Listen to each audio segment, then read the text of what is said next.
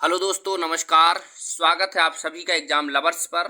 मैं हूं राजन महाजन और लेखपाल भर्ती 2022 के इस शानदार टारगेट बैच में आप सभी का बहुत बहुत स्वागत है।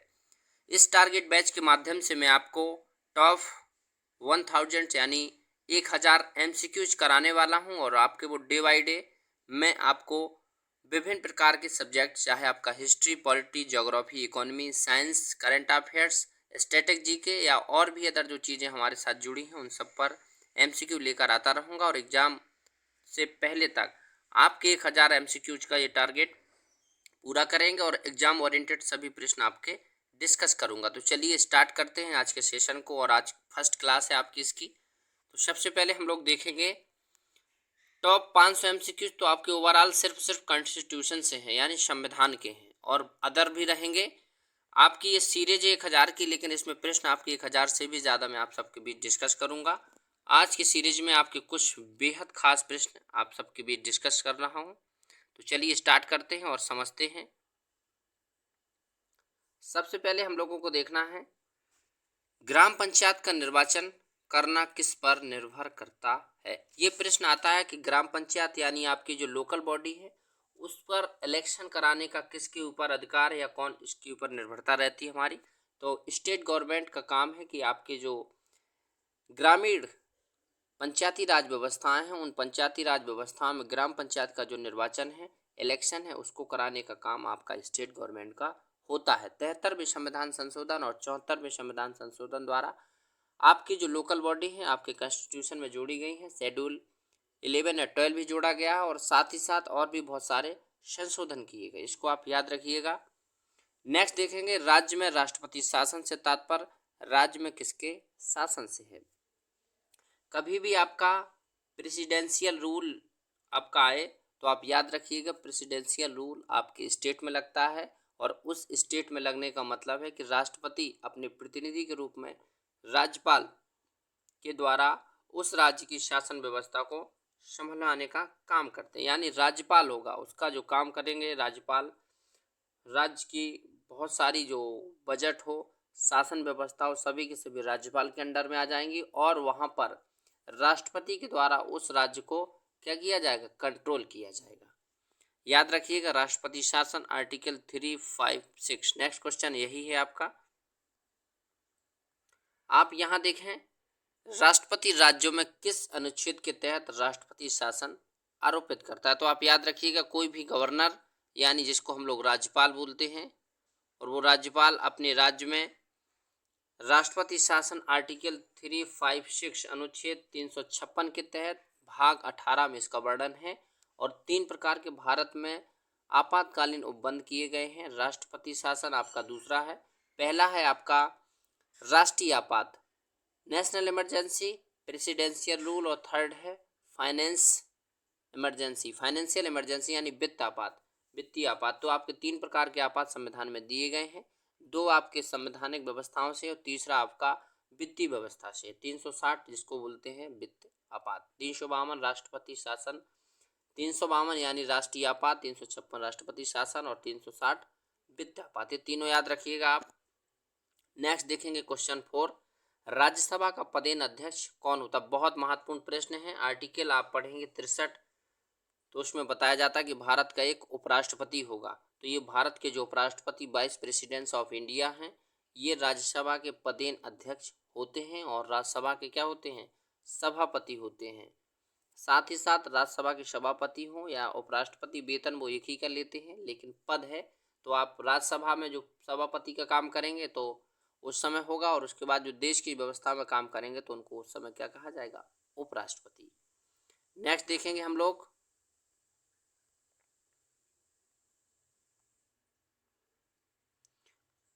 भारतीय संविधान में किसको हटाने की व्यवस्था प्रदान नहीं करता। हमारा जो इंडियन कॉन्स्टिट्यूशन है किसको हटाने की व्यवस्था प्रदान नहीं करता है। तो आप याद रखिएगा ये प्रश्न आपका बहुत बढ़िया है। आप थोड़ा सा दिमाग लगाएंगे तो समझेंगे। बहुत सारे संवैधानिक पद है जिसमें आपका राष्ट्रपति, उपराष्ट्रपति और साथ ही साथ आपके संवैधानिक पद में न्यायिक प्रक्रिया से जुड़े, आयोगों से जुड़े लोगों को हटाने की व्यवस्था है। लेकिन एक राज्यपाल यानी गवर्नर का ऐसा पद है जिसको हटाने की कोई संवैधानिक प्रक्रिया नहीं है। सीधे सीधे राष्ट्रपति के द्वारा ये प्रसाद पर्यंत रहते हैं और उनके द्वारा इनको हटाया और दूसरे राज्यों में ट्रांसफ़र किया जाता है। तो याद रखिएगा, इनको हटाने की व्यवस्था नहीं है।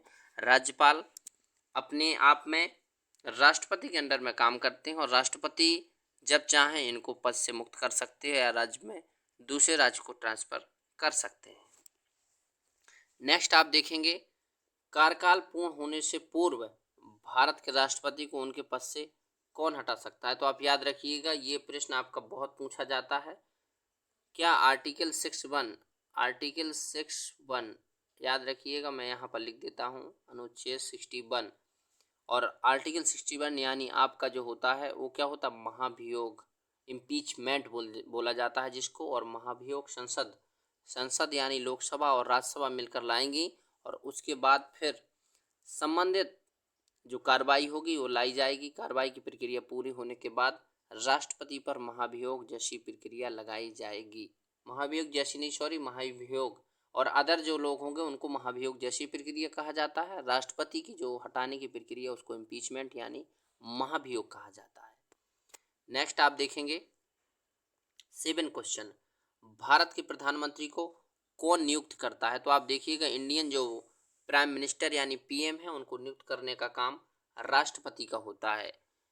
आम जो चुनाव है, आम चुनाव के बाद जिस पार्टी का बहुमत होता है उस पार्टी के द्वारा चुने गए जो नेता है, अपना एक नेता बनाया जाता है हर एक पार्टी द्वारा कि ये हमारे प्रधानमंत्री पद के उम्मीदवार हैं, या फिर इनको संसदीय दल की बैठक द्वारा इनको प्रधानमंत्री के रूप में स्वीकार किया जाता है। उस कंडीशन में राष्ट्रपति उस दल के जो नेता है जिसको बनाया गया है, राष्ट्रपति प्रधानमंत्री के रूप में नियुक्त करने का काम करेंगे। राष्ट्रपति के चुनाव में कौन भाग लेता है? ये बहुत बढ़िया प्रश्न है। राष्ट्रपति का चुनाव बहुत जल्द ही होने वाला है, आपका जुलाई में होगा राष्ट्रपति चुनाव, यानी जस्ट 2 महीने बाद, जून छोड़ के आपका जुलाई ही आना है और जुलाई में आपके राष्ट्रपति चुनाव होंगे। उस राष्ट्रपति चुनाव में लोकसभा, राज्य तथा विधानसभा के सदस्य। अब इसमें एक पॉइंट आप लोग नोट कर सकते हैं, निर्वाचित, यहाँ पर लिखा नहीं है लेकिन मैं लिख देता हूँ, निर्वाचित सदस्य।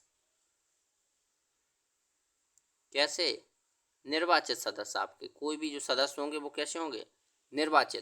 निर्वाचित सदस्य ही लोकसभा, राज्यसभा और विधानसभा के राष्ट्रपति के चुनाव में भाग लेते हैं। कोई भी मनोनीत सदस्य भाग नहीं लेता, सिर्फ जिनको जनता द्वारा डायरेक्टली चुना गया है वो भाग लेते हैं।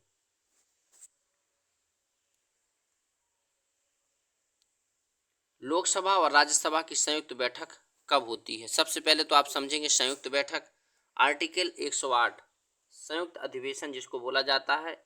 108 आर्टिकल आपके संविधान में इसका वर्णन है और संयुक्त अधिवेशन की बात इसी में होती है। प्रश्न आपका आता है, लोकसभा और राज्यसभा की संयुक्त जब बैठक होती है वो संसद के सत्र शुरू होने से, ये सॉरी संयुक्त बैठक है, माफ करिएगा, ये संयुक्त अधिवेशन नहीं है, आपका संयुक्त बैठक है और संयुक्त बैठक संसद के सत्र शुरू होने से होती है। यदि आपका संयुक्त अधिवेशन की बात की जाए तो उस समय लोकसभा और राज्यसभा की दोनों बैठकें होती हैं। किसी विशेष मुद्दे पर दोनों जो हमारी सभाएं हैं, दोनों हमारे सदन हैं, उनके बीच गतिरोध होने की स्थिति में एक साथ बिठाला जाता है और उस समय इसकी जो प्रेसिडेंसी यानी अध्यक्षता करते हैं वो करते हैं लोकसभा के अध्यक्ष। तो याद रखिए, संसद का सत्र शुरू होने से पहले लोकसभा और राज्यसभा की संयुक्त बैठक होती है। आप चाहे राज्य में देखें चाहे केंद्र में, ये कंडीशन सेम फॉलो होती है। कौन सा अधिकार केवल राज्यसभा को प्राप्त है? देखिए ये प्रश्न, अखिल भारतीय सेवाएं, जैसे आपकी सिविल सर्विसेज हैं जो, उनको शुरू करने का जो काम है वो राज्य के जो चुने गए प्रतिनिधि यानी राज्यसभा के सदस्य होते हैं और राज्यसभा के सदस्य मिलकर के एक सदन बनाएंगे। उस सदन को यह अधिकार है कि वो नई अखिल भारतीय सेवाएं यानी आपकी जो प्रशासनिक सेवाएं हैं उनको चालू कराने का अनुमोदन कर सकती हैं और उसके आधार पर फिर उनकी स्थापना की जाती है। तो याद रखिएगा, सिर्फ और सिर्फ राज्यसभा को यह अधिकार प्राप्त है, ना कि आपकी लोकसभा को। लोकसभा के द्वारा इसका प्रस्ताव नहीं लाया जाता है, सिर्फ राज्यसभा इसका प्रस्ताव लाती है। क्वेश्चन आपका 11वां है और 11वां प्रश्न आप देखेंगे, राष्ट्रपति की मृत्यु होने या इस्तीफा देने पर राष्ट्रपति के कार्यालय का कार्यभार का पालन उपराष्ट्रपति कब तक करेंगे? यानी राष्ट्रपति किसी कंडीशन में या तो उनकी मृत्यु हो जाती है या फिर वो अपना किसी कारणवश अपने पद को छोड़ देते हैं, तो इस स्थिति में सिर्फ और सिर्फ अधिकतम जो समय दिया गया है भारतीय संविधान में 6 महीने तक उपराष्ट्रपति उनके पद का जो पद दिया गया है उसको चलाने का काम करेंगे, यानी उनकी पद की जो ड्यूरेशन है वो 6 मंथ तक ही है, और उसके बाद फिर से आपके इलेक्शन कराने पड़ेंगे और नए राष्ट्रपति आपके चुने जाएंगे। संविधान सभा ने भारत के संविधान को कब स्वीकृत किया था? ये जो शब्द स्वीकृत लिखा है वैसे इसको अंगीकृत करना चाहिए, स्वीकृत भी हो सकता है, लेकिन 26 नवंबर 1949 ये डेट आप याद रखिएगा। इस 26 नवंबर को अब संविधान दिवस मनाया जाता है, साथ ही साथ विधि दिवस भी मनाया जाता है, और 26 नवंबर 1949 को हमारा संविधान बन करके पूर्ण रूप से तैयार हो गया था, और 26 जनवरी 1950 को पूरे देश में फिर संविधान आपका लागू होता है। नेक्स्ट देखेंगे हम लोग 13वां प्रश्न, भारतीय संविधान की प्रस्तावना में सबसे पहले क्या लिखा है? तो याद रखिएगा भारतीय संविधान की प्रस्तावना में एक प्रश्न 101% आता है प्रस्तावना का, तो आप प्रस्तावना को एक बार बहुत अच्छे से पढ़ लीजिए। प्रस्तावना में हम लोग कहते हैं कि हम भारत के लोग भारत को एक संपूर्ण प्रभुत्व संपन्न समाजवादी पंथनिरपेक्ष लोकतंत्रात्मक गणराज्य बनाने के लिए तथा उसके समस्त नागरिकों को सामाजिक आर्थिक राजनीतिक सामाजिक न्याय विचार अभिव्यक्ति विश्वास धर्म और उपासना की स्वतंत्रता प्रतिष्ठा और अवसर की क्षमता दिलाने के लिए तथा उन सब में व्यक्ति की गरिमा और बंधुत्व को बढ़ाने के लिए, और भी आगे बहुत सारी चीज़ें हैं, लेकिन ये मेजर पॉइंट्स हैं, है ना। तो आप सबसे पहले शुरुआत करेंगे प्रियम्बल में, we are the people of India, we are the people of India, यानी हम भारत के लोग, we the people of India, और we the people of America से शब्द लिया गया है। प्रियम्बल का सबसे पहला शब्द हम भारत के लोग हैं। हम भारत के लोग का मतलब पूरे देश के लोगों को लेकर कहा गया, और पूरे देश के लोगों का मतलब कि हमारे देश की संप्रभुता है, जो संविधान संप्रभुता देता है, वो हमारे भारत के नागरिकों को प्राप्त है। बिक्री कर कौन लगाता है? तो ये बहुत छोटा सा प्रश्न है। बिक्री कर यानी सेल टैक्स, और सेल टैक्स आपकी स्टेट गवर्नमेंट लगाती है। आपने सुना होगा कि सेल टैक्स बढ़ा दिया, तो गवर्नमेंट जो स्टेट की होती है उसको इसको बढ़ाने का अधिकार है।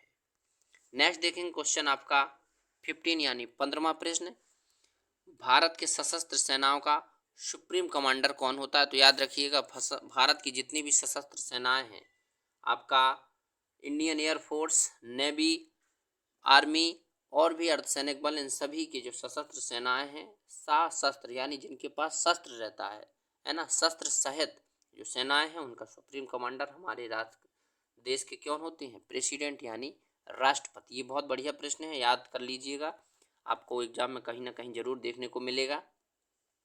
केंद्रीय मंत्रिपरिषद किसके लिए उत्तरदायी होती है? तो जो आपकी केंद्रीय मंत्रिपरिषद है उसमें आपके लोकसभा के प्रति मंत्रिपरिषद और एक मंत्रिमंडल होता है। आप याद रखिएगा, मंत्रिमंडल में कैबिनेट स्तर के मंत्री आते हैं, और मंत्रिपरिषद में आपके वो तीनों प्रकार के मंत्री आते हैं, चाहे वो कैबिनेट स्तर के हों, स्वतंत्र प्रभार हों या राज्य मंत्री हों।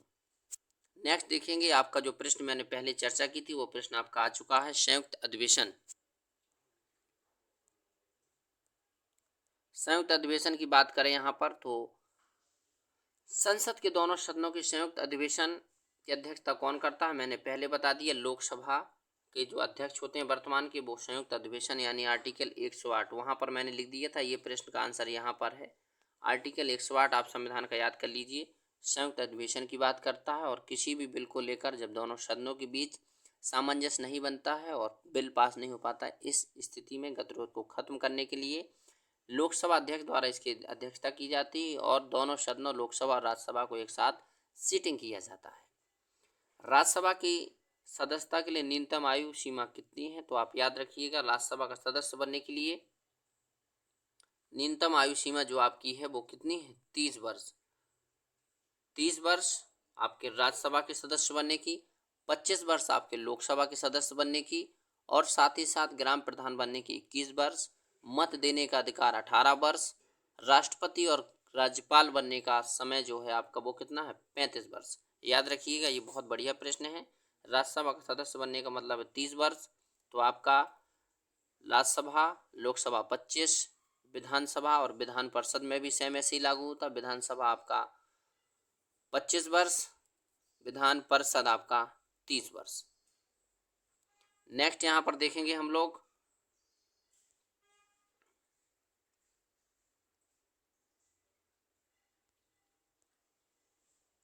किसी राजनीतिक दल को राष्ट्रीय दल के रूप में किसको मान्यता दी जाती है? किसी राजनीतिक दल को जो मान्यता देने की बात है तो वो उस दल को, जैसे किसी राज्य में चुनाव हुए और कई राज्यों में चुनाव होने के बाद जब उस राज्य में या उस राज्य से संबंधित कम से कम 4 से अधिक राज्यों में राजनीतिक दल के रूप में मान्यता मिल जाए, यानी 4 राज्यों में उसको कम से कम कुछ सीटें मिले, कुछ परसेंट वोट मिले, और इस कंडीशन में उस दल को राजनीतिक दल, साथ ही साथ फिर राष्ट्रीय दल के रूप में मान्यता दी जाती है। भारत में राष्ट्रीय दल की बात करें तो आप देख सकते हैं वर्तमान में आपके जो नए राष्ट्रीय दल हैं वो तृणमूल कांग्रेस है और एनपीपी, नेशनल पीपल पार्टी, ये आपकी 2 नई पार्टियां हैं। उससे पहले आपकी भारतीय राष्ट्रीय कांग्रेस, भारतीय जनता पार्टी, साथ ही साथ बहुजन समाज पार्टी, मार्क्सवादी कम्युनिस्ट पार्टी, एनसीपी, मार्क्सवादी पार्टी, यानी 8 पार्टियां आपकी राष्ट्रीय पार्टियां हैं। और ये 4 राज्यों में या 4 राज्यों के कुछ परसेंट मतों के साथ जब आती हैं तो उनको एक राजनीतिक दल और साथ ही साथ उसके बाद फिर राष्ट्रीय दल के रूप में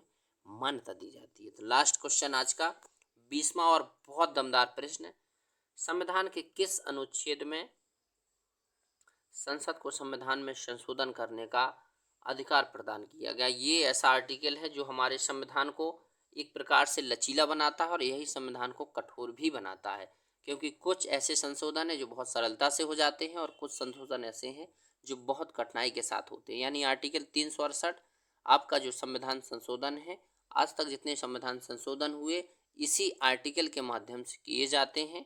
और आपका आर्टिकल 368 एग्जाम में सबसे ज़्यादा पूछा जाता है कि संविधान में संशोधन किस अनुच्छेद के अंतर्गत होता है, तो आर्टिकल 368 याद रखिएगा। बहुत बढ़िया प्रश्न है। तो चलिए आज के सेशन में इतना ही। बहुत सारे प्रश्नों को हमने 20 प्रश्न किए और उससे संबंध और भी बहुत सारी इन्फॉर्मेशन ली। तो आप फिर मिलेंगे नेक्स्ट प्रश्नों की श्रृंखला के साथ। तब तक जुड़े रहिए एग्जाम लवर्स के साथ और साथ ही साथ आप लोग कमेंट करके बताइए कि ये सेशन आपको कैसा लगा, ये जो आपकी सीरीज है आपको कैसी लगी। और साथ ही साथ चैनल पर नए हो तो चैनल को सब्सक्राइब कीजिए, बेल आइकन दबाइए और नेक्स्ट अपडेट के लिए अपने चैनल के साथ जुड़े रहिए। जुड़ने के लिए धन्यवाद। फिर मिलेंगे कल, तब तक रखिए अपना